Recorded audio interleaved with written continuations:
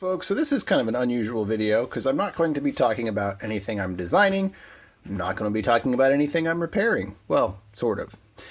This is my only existing creation from, I think from high school.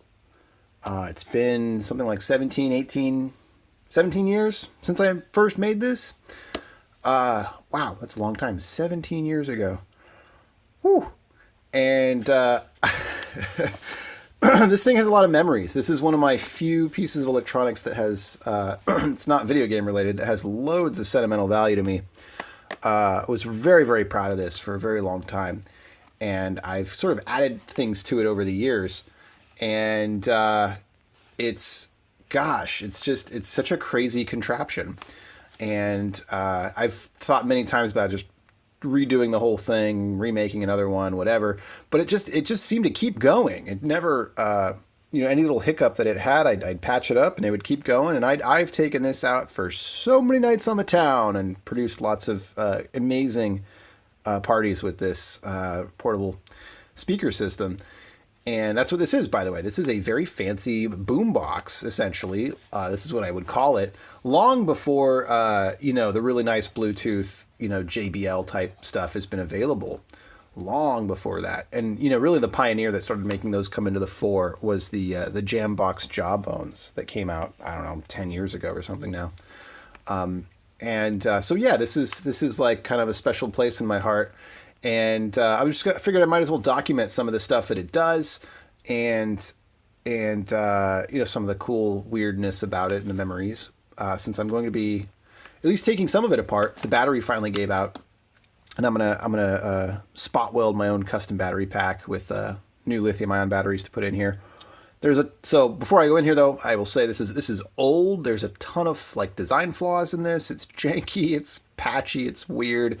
Not in any way indicative of the current work that I do nowadays. So without further ado, let me jump into it. Well, the case was originally, I think it's just like some kind of plywood that I got from Home Depot, way back in the day. And I actually this is the first thing I ever used wood stain on. I was very impressed with what you could do with wood stain. And this is I remember it was Minwax wood stain that I used. It's rosewood. They don't even sell that color anymore. They call it something else. And so that's where the wood came from. Everything was hand drilled with a Dremel rotary tool. Even the cuts, I think literally everything was done with a Dremel. So yeah, I got the thinner wood so that I could actually cut by hand. It's before I had a miter saw or anything like that. The idea was to take some really nice speakers, because at the time boomboxes were always crap paper cone speakers. Get some really nice speakers and get a really nice home theater amplifier. Use a big chunky battery with a big step-up converter and just make something that sounds great. And I will tell you, with all the time that has passed, this thing still sounds fantastic. And in fact, I don't know if there's anything on the market that really quite compares. There's this new big giant JBL thing I have that's pretty darn nice too. But there's something about this one. And I don't know if it's because it's got the coaxial speakers. I don't know if it's because it's got the silk dome tweeters. But these speakers are great.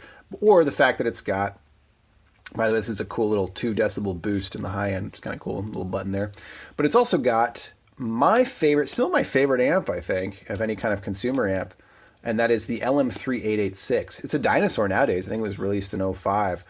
But it's got 2 LM3886s in here, which is insane. Those are home, those are 50 volt home amplifiers. But sure enough, I got it in here, put a chunky heatsink on here with a fan, and that was done. So what else we got here? Well, we've got all these buttons here. These 6 buttons, as well as, God, I forget what this volume dial is for, but these 6 buttons and these 2 here are for controlling the built-in MP3 player. That's right. At one point, I decided I wanted to have my music all built in. Didn't want to have to keep plugging stuff in. And so there's actually an iRiver 128 megabyte portable MP3 player built in here.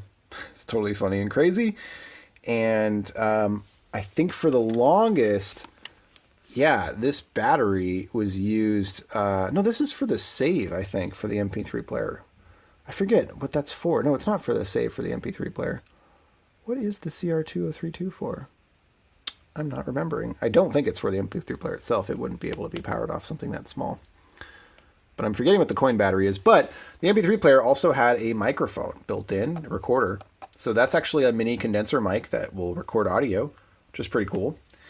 And it's got this USB port for uploading new music to it. And so that's the MP3 player portion. And then I believe that covers that part of it. Yeah. So the screen, those buttons. All right. What else we got over here? Well, let's try to do this somewhat in order if I can. So we've got our big giant power switch. We actually got two big toggle switches, and this one I added later. So this is your, connect the battery toggle switch. But this is for connecting the high voltage output of the 40 plus volt boost converter to the amplifier. The reason I did this is because when you turn this on, there's a big pop because it's a capacitor coupled speaker output. The amplifier's not set up in BTL mode. And because it's running on a single supply and some other configuration stuff for portability. And so this basically makes the pop not as bad, I think, but more importantly, the inrush current when it turns on, this chills that out a bit. If I were to do this nowadays, let me first explain how it's doing that boost. So this big ass heatsink is connected to an LM2577 circuit, big chunky thing with an inductor and all sorts of stuff, all hand soldered, all dead bugged. It's crazy. This was long before those were sold in kits and stuff. It's old stuff. I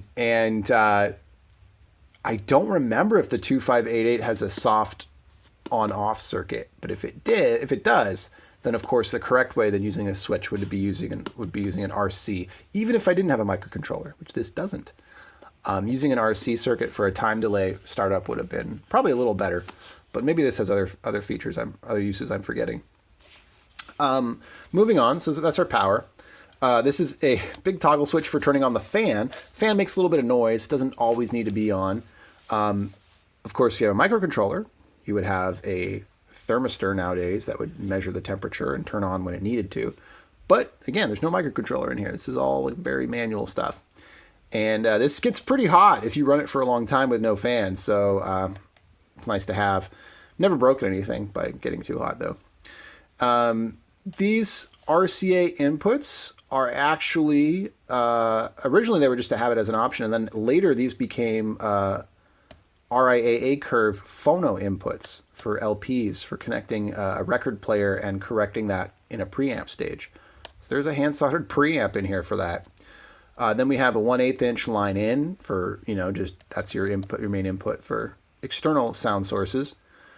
These two, one of them is for the microphone, and you can then use this toggle switch, I believe, to set one of these speakers to amplify from a dynamic microphone, an unbalanced dynamic microphone, and the other is your music.